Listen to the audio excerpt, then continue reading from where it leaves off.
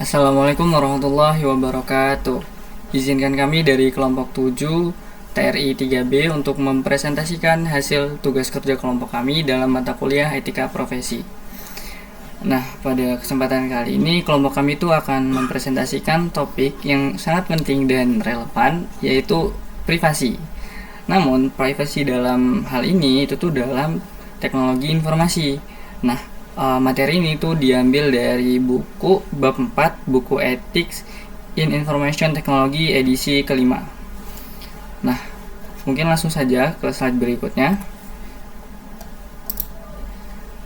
Anggota kelompok. Jadi kelompok kami itu terdiri dari pertama ada M. Rizky Saputra dengan NPM 24782062, dan kedua ada Rizky Bintang Fadilah, saya sendiri, yaitu NPM-nya 24782062, dan ketiga ada Yulia Rosalina dengan NPM 24782065. Pendahuluan. Nah, kita mulai materi atau presentasi hari ini tuh dari kutipan David Brin yang bunyinya itu, when it comes to privacy and accountability, people always demand the former for themselves and the latter for everyone else. Artinya tuh kurang lebih orang selalu ingin privasi mereka tuh dilindungi, tapi menginginkan pihak lain lebih transparan. Jadi kan kutipan itu seakan menggambarkan paradoks yang sering muncul dalam masyarakat modern. Kita ingin merasa aman, tapi tidak ingin orang lain terlalu dalam mengetahui kehidupan pribadi kita. Nah, salah satu contohnya yaitu contoh kasus NSA. Nah, ini tuh kasus pengawasan besar-besaran yang dilakukan oleh National Security Agency atau NSA disingkatnya di Amerika Serikat tentunya. Nah, NSA ini memantau miliaran komunikasi, telepon, dan email warganya. Tujuannya diklaimnya untuk keamanan nasional dan intelijen lah, karena waktu itu katanya ada terorisme. Tapi dalam prakteknya ini nih nimbulin kontroversi besar. Jadi di satu sisi itu ada kebutuhan untuk mencegah terorisme tadi dan ancaman keamanan, lalu di sisi lain ada hak warga negara atas privasi yang seakan diabaikan. Sejarah hak atas privasi. Jadi konsep privasi sebagai hak dasar manusia sebenarnya sudah lama dibicarakan. Nah, salah satunya itu dari Warren and Brandeis 1890. Jadi mereka ini menulis artikel berjudul The Right to Privacy, hak untuk dibiarkan sendiri. Mereka menegaskan bahwa setiap orang tuh berhak untuk dibiarkan sendiri. Pandangan ini muncul karena pada masa itu mulai berkembang teknologi baru seperti fotografi dan media massa yang bisa mengancam ruang pribadi seseorang. Nah, di Amerika Serikat sendiri, perlindungan privasi juga ditegaskan dalam amandemen keempat, yaitu pertama tuh melarang unreasonable search and seizures. Lalu ada dasar perlindungan privasi warga negara. Jadi perlindungan konstitusional ini menjadi dasar hukum bagi warga negara untuk melawan pelanggaran privasi yang dilakukan oleh aparat atau lembaga negaranya. Seiring perkembangan zaman, definisi privasi ini semakin meluas. Nggak hanya soal rumah atau properti fisik, tapi juga kayak data pribadi, komunikasi, hingga identitas digital. Selanjutnya akan dijelaskan oleh kawan saya. Oke, kita lanjut ke Undang-Undang Privasi Amerika Serikat. Jadi ada Undang-Undang VCRA pada tahun 1970 itu karena masalah privasi ini semakin kompleks, itu sebagai berbagai undang-undang itu dibuat di Amerika Serikat untuk mengatur perlindungan data di berbagai sektornya. Nah, salah satu misalnya ini ya FCRA ini. Jadi dia ini yang melindungi data laporan kredit para konsumen. Lalu ini tuh penting agar data keuangan tuh tidak disalahgunakan oleh perusahaan kredit. Nah, lalu tuh ada Privacy Act. Nah, itu pada tahun 1974, yaitu yang mengatur bagaimana data pribadi yang dikelola pemerintah itu harus dilindungi, sehingga warga itu bisa meminta koreksi jika ada kesalahan. Nah, lalu itu ada HIPAA itu pada tahun 1996.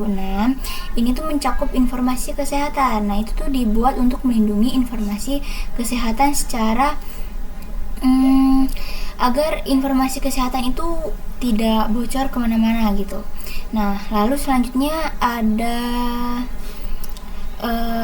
KOPA. Nah, jadi KOPA itu untuk melindungi data anak-anak di internet. Nah, agar tidak disalahgunakan oleh beberapa perusahaan. Jadi anak-anak ini kan kebanyakan mereka tuh main di beberapa warnet dan banyak yang memasukkan data pribadi. Jadi KOPA ini adalah salah satu yang melindungi data internet ini.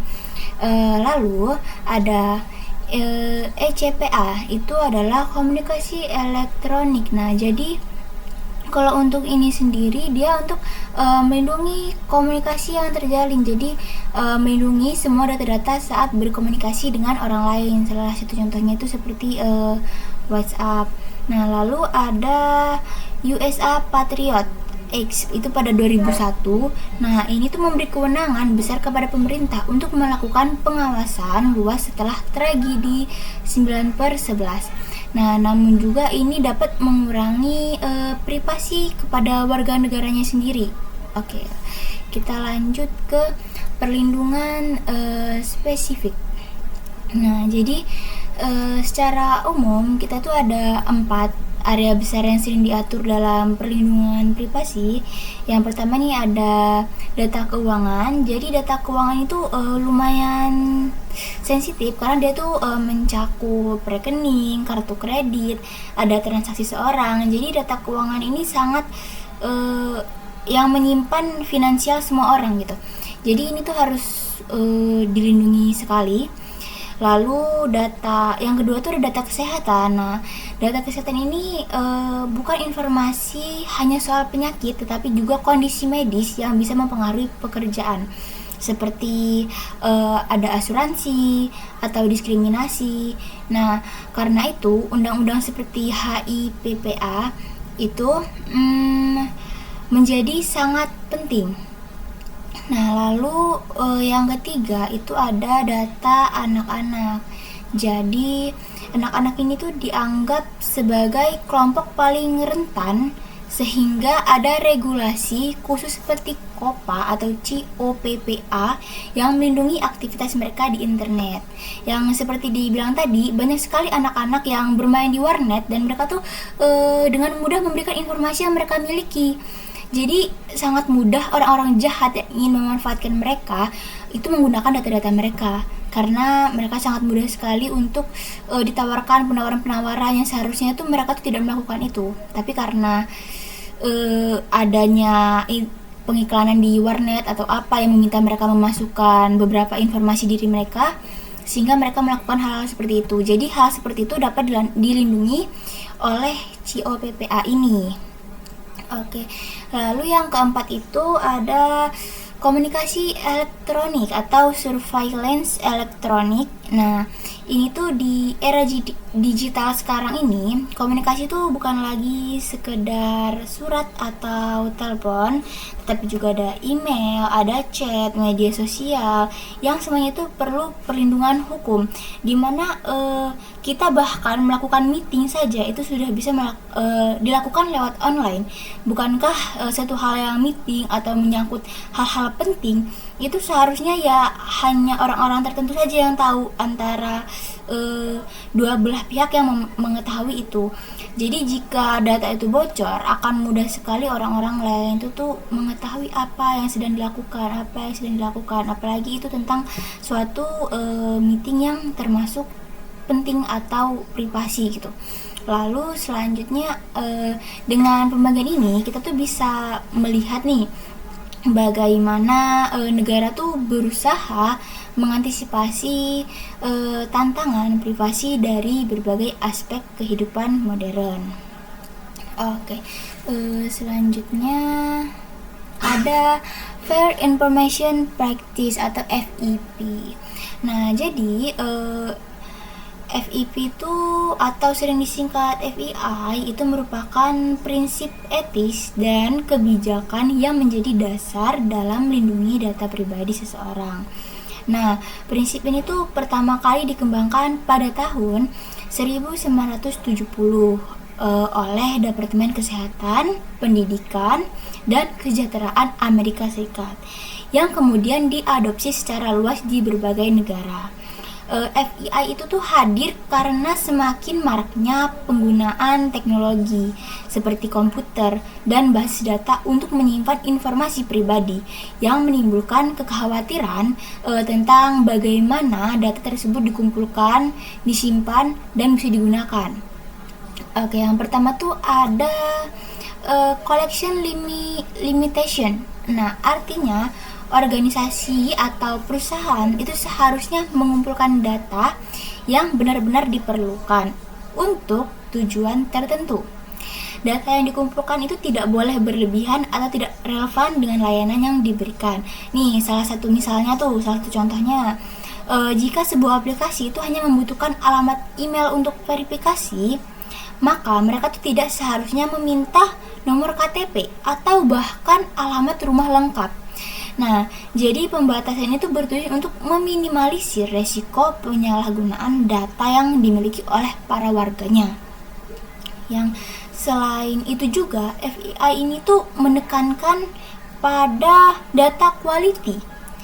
Nah, jadi setiap kali suatu organisasi itu mengumpulkan data pribadi, itu harus dijelaskan untuk apa data itu akan digunakan.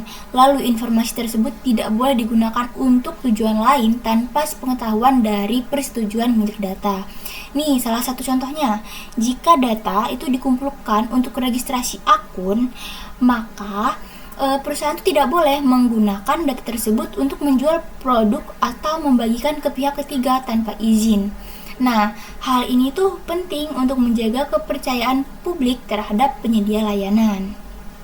Lalu ada juga purpose vacation. Nah, jadi ini tuh pemilik data itu memiliki hak untuk mengetahui bagaimana datanya diproses, disimpan, dan dibagikan. Tidak hanya itu juga, individu juga berhak mengakses data pribadi, melakukan perbaikan jika terdapat kesalahan. Nah, dengan adanya transparansi ini, masyarakat tuh bisa lebih percaya bahwa informasi pribadi mereka tuh dikelola dengan baik. Jadi prinsip ini juga itu tuh merupakan partisipasi untuk memastikan bahwa individu memiliki kontrol terhadap data mereka, bukan hanya pasif sebagai objek pengumpulan data.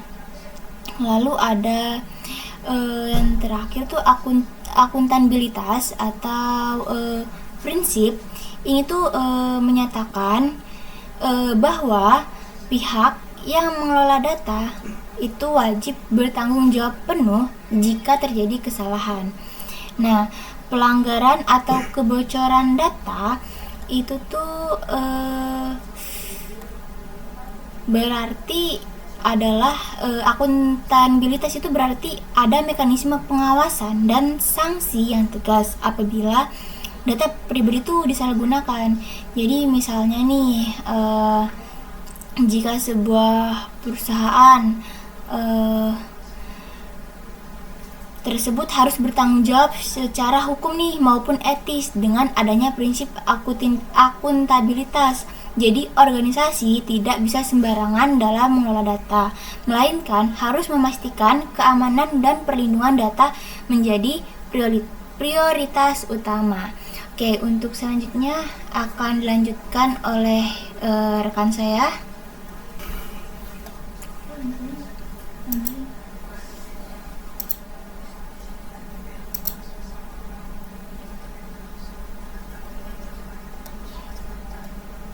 Oke, selanjutnya saya akan melanjutkan presentasi pertama, access to government records. Nah, yang pertama, selain privasi, ada juga tuntutan masyarakat untuk memperoleh keterbukaan informasi dari pemerintah. Di Amerika Serikat, salah satu regulasi penting adalah Freedom of Information ACT atau FOLA yang disahkan pada tahun 1996.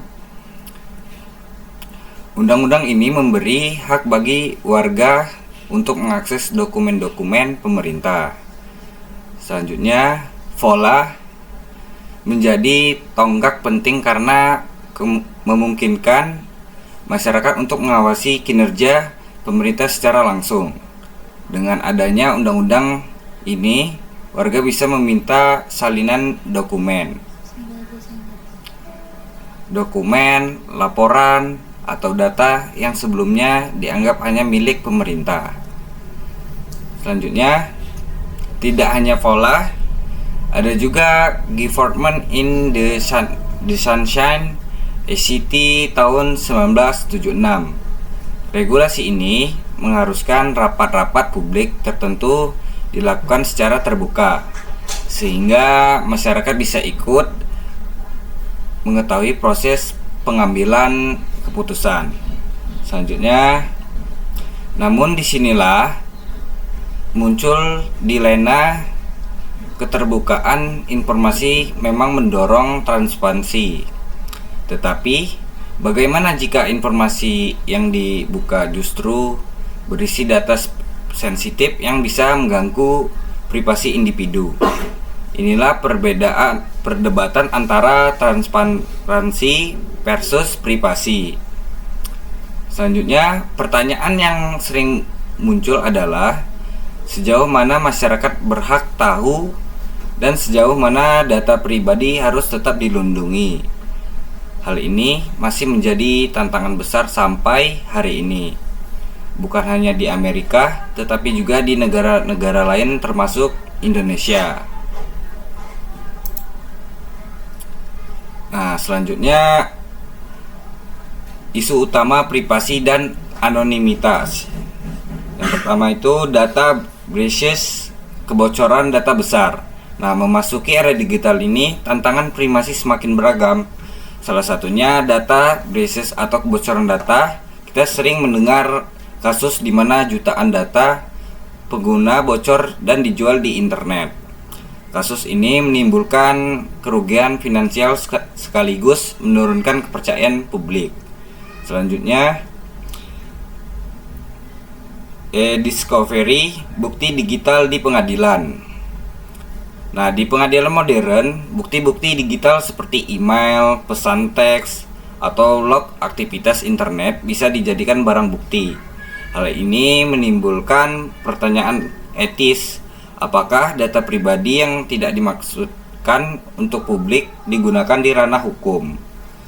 Selanjutnya, consumer profiling, iklan berbasis data pribadi. Perusahaan teknologi sering melacak perilaku pengguna untuk tujuan iklan yang lebih personal, meskipun bisa menguntungkan konsumen dengan tawaran yang relevan. Praktik ini juga bisa dianggap sebagai pelanggaran privasi. Selanjutnya, workplace monitoring, pemantauan karyawan. Nah, banyak perusahaan ini memantau aktivitas karyawan, mulai dari pengguna komputer hingga CCTV di kantor.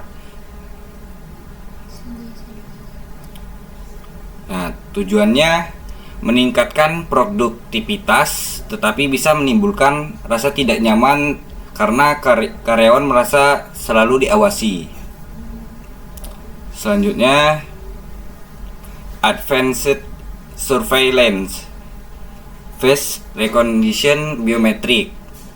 Nah, seperti pengenal wajah, biometrik, dan AI, teknologi ini sangat kuat, tetapi juga berbahaya jika digunakan tanpa kontrol ketat. Sebab, sekali data biometrik bocor, kita tidak bisa mengganti wajah atau sidik jari kita seperti mengganti password. Nah, selanjutnya, konteks Indonesia 1. Kasus penyadapan KPK PS Polri. Latar belakang penyadapan kasus korupsi. Nah, Yang pertama, di Indonesia isu privasi juga banyak diperbincangkan. Salah satunya dalam kasus penyadapan oleh Komisi Pemberantasan Korupsi atau KPK. Penyadapan sering digunakan untuk mengungkap kasus korupsi yang kompleks dan sulit dibuktikan dengan cara biasa. Selanjutnya, namun praktik penyadapan ini juga menimbulkan perdebatan besar. Apakah penyadapan merupakan pelanggaran hak privasi atau justru merupakan kebutuhan dan demi kepentingan penegakan hukum? Selanjutnya, isu etis. Nah, salah satu contoh kontroversial adalah konflik antara KPK dan Polri terkait penyadapan dalam penyelidikan kasus korupsi. Persoalan ini tidak hanya menjadi masalah hukum, tetapi juga memunculkan konflik antar lembaga negara. Selanjutnya, dari sisi etika, ada pertanyaan mendasar, apakah demi keadilan privasi seseorang bisa dilanggar? Bagaimana jika penyadapan itu justru membuka hal-hal di luar konteks kasus hukum yang sedang diselidiki? Selanjutnya, solusi regulasi jelas izin pengadilan. Solusi yang diusulkan adalah regulasi yang lebih jelas. Misalnya, penyadapan hanya boleh dilakukan dengan izin pengadilan dan hasil penyadapan hanya boleh digunakan sesuai kebutuhan hukum yang sah.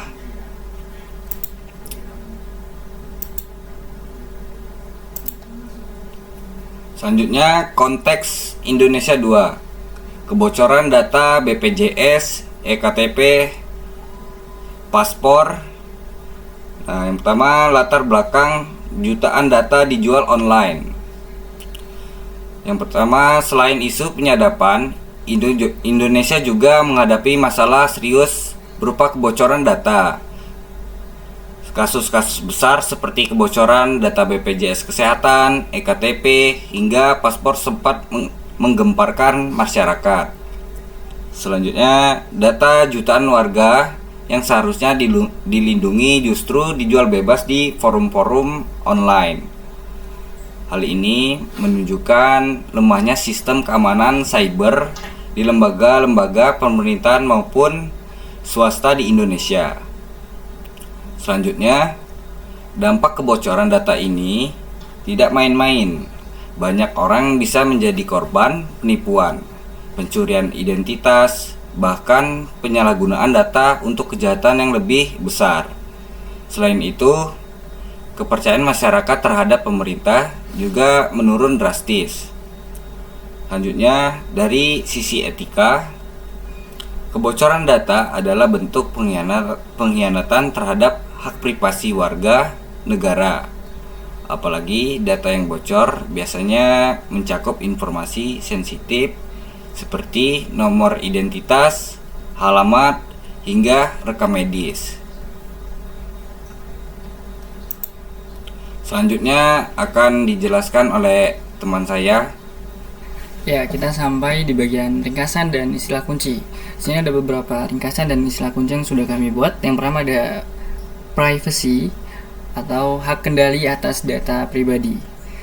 Jadi di sini tuh kurang lebih privacy itu adalah hak mendasar setiap individu untuk mengontrol informasi pribadi mereka.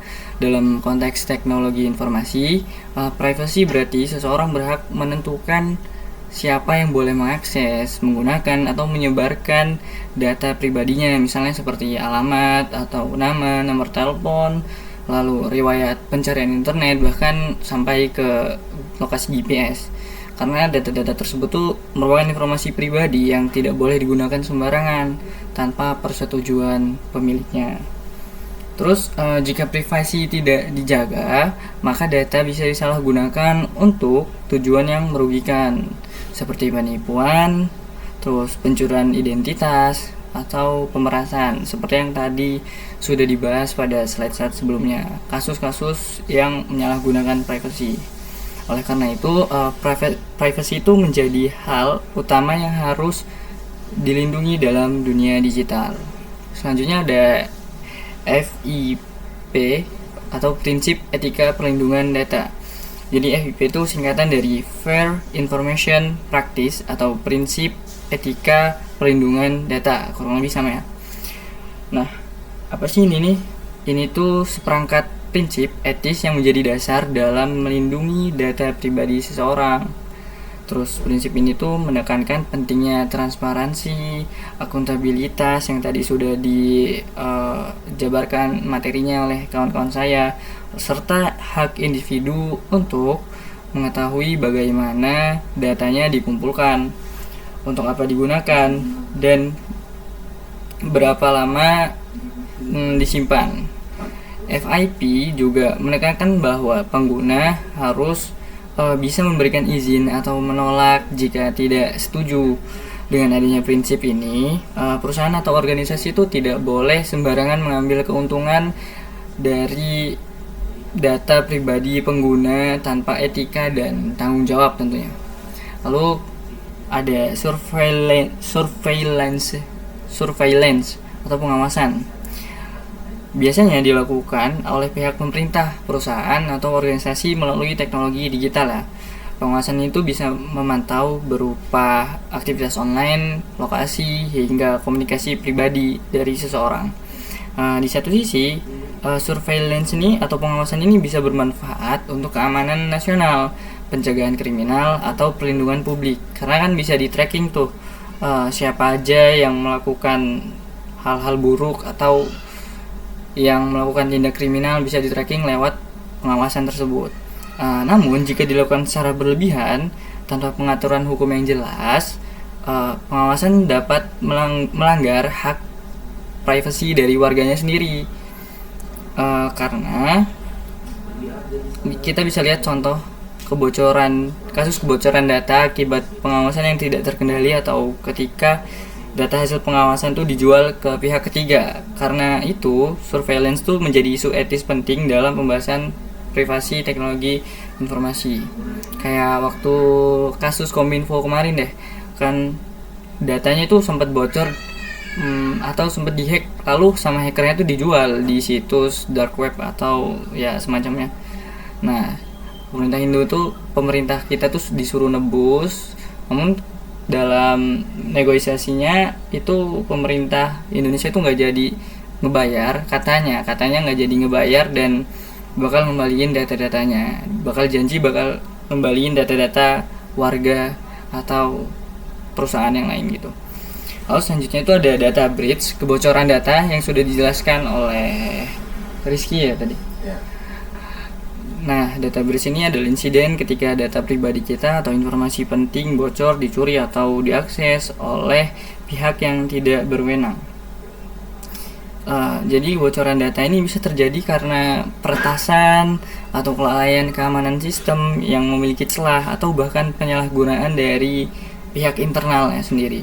Dampaknya ya sangat serius, mulai dari pencurian identitas, penipuan finansial, hingga hilangnya kepercayaan publik pada perusahaan atau institusi yang mengalami kebocoran data tersebut.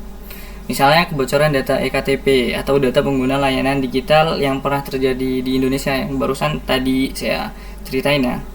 Oleh karena itu, organisasi itu wajib memiliki sistem keamanan yang kuat untuk mencegah dan menangani data breach ini. Lalu selanjutnya ada UU PDP 2022, Payung Hukum Privasi Indonesia. Jadi Indonesia itu punya hukumnya sendiri tentang privasi, yaitu pada UU PDP 2022 atau Undang-Undang Perlindungan Data Pribadi 2022. Jadi ini tuh merupakan regulasi resmi di Indonesia yang menjadi payung hukum dalam melindungi privasi warga negaranya. Dalam UU ini dia tuh mengatur data pribadi, lalu hak-hak yang diperbolehkan mengelola dan memiliki data privasi tersebut, serta kewajiban organisasi atau perusahaan dalam menjaga data yang mereka simpan gitu, data-data privasi yang mereka simpan. Misalnya setiap pemilik data berhak meminta agar datanya dihapus jika diperlukan lagi. Jika tidak diperlukan lagi, jika tidak diperlukan maka data tersebut bisa dihapus dan pemiliknya berhak atas itu gitu loh. UU PDP juga memberikan sanksi tegas kepada pidana atau pihak yang melanggar perjanjian tersebut. Jadi kehadiran UU ini tuh sangat penting untuk menjaga data pribadi dalam Indonesia di era digital saat ini gitu ya. Mungkin selanjutnya kita masuk ke sesi diskusi.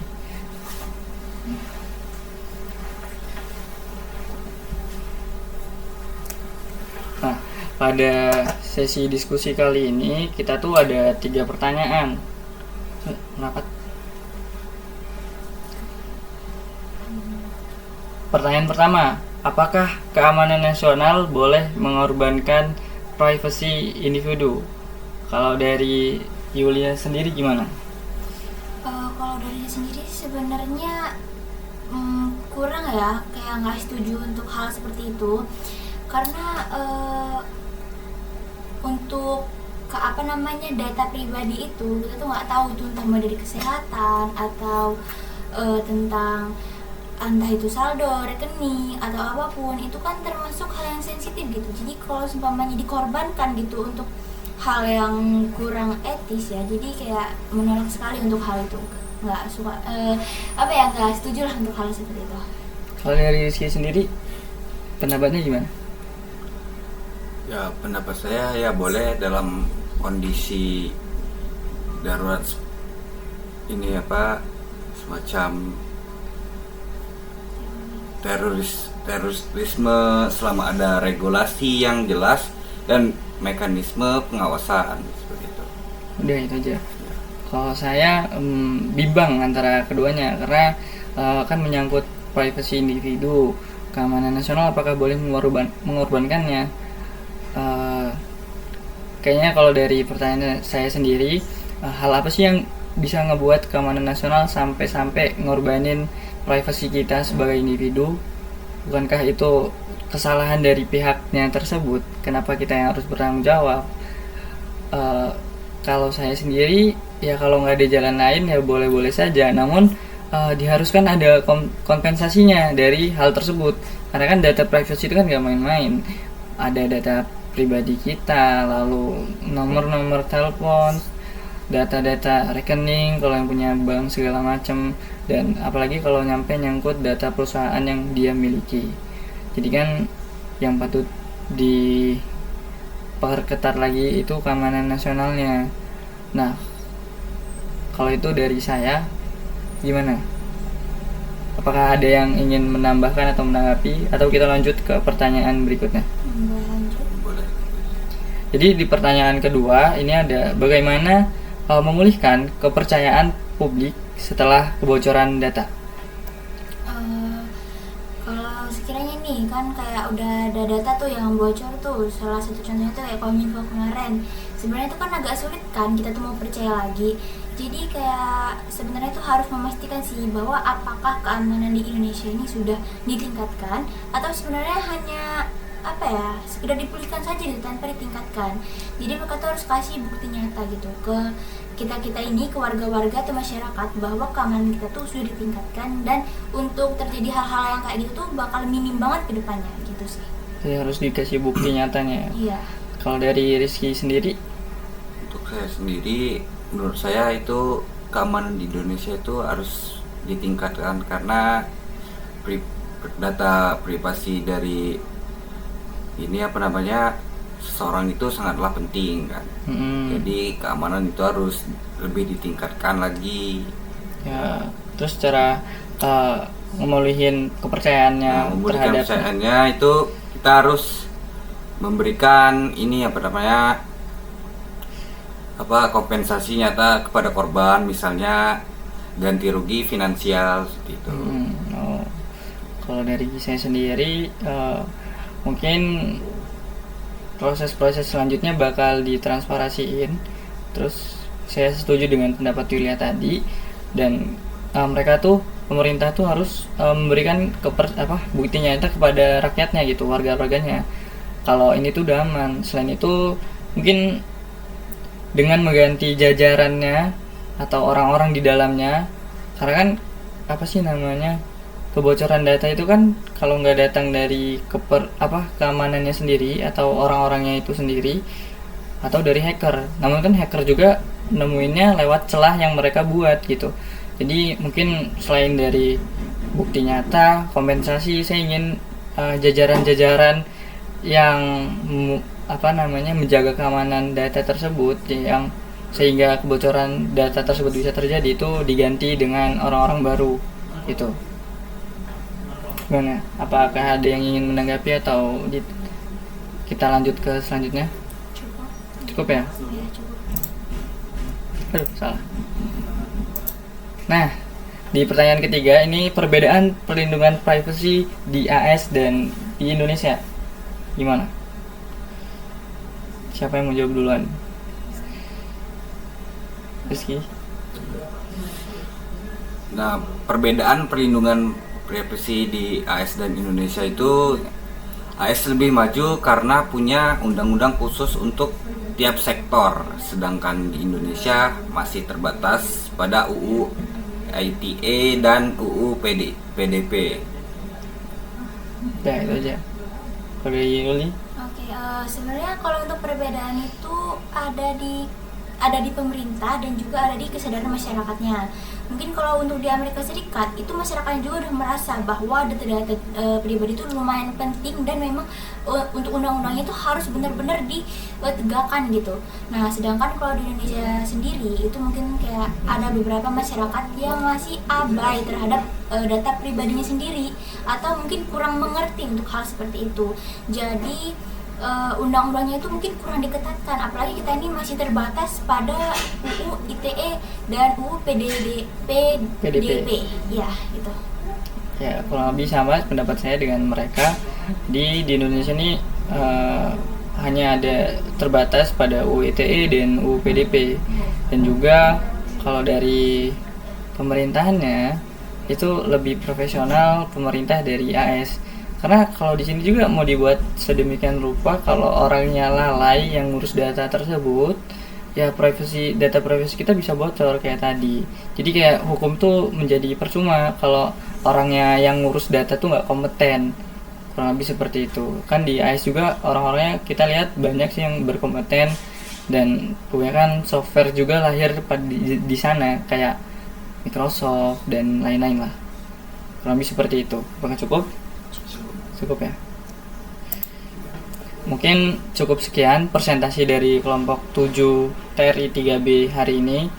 Saya minta maaf dan teman-teman minta maaf apabila banyak kekurangan dalam pembuatan videonya. Sekian dari saya. Wassalamualaikum warahmatullahi wabarakatuh.